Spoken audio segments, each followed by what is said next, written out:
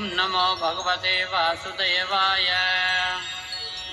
ॐ सुदर्शनाय विद्महे हेतिराजाय धीमहि तन्नश्चक्रप्रचोदयात्।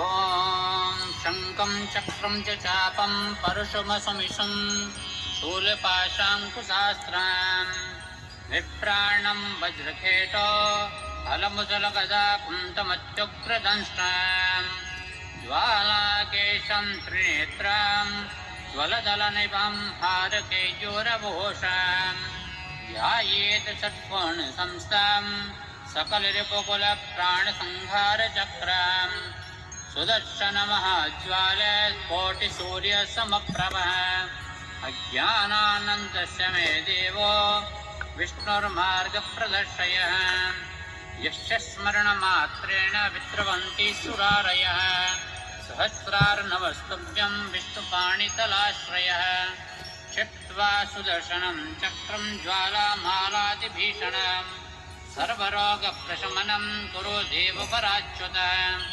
सुदर्शनमहाचक्र गोविन्दस्य करायुधः तीक्ष्णोदहारमहावेग सूर्यकोटिसमप्रभ त्रैलोक्यं वृक्षरक्षत्वं दुष्टदानवमर्दनं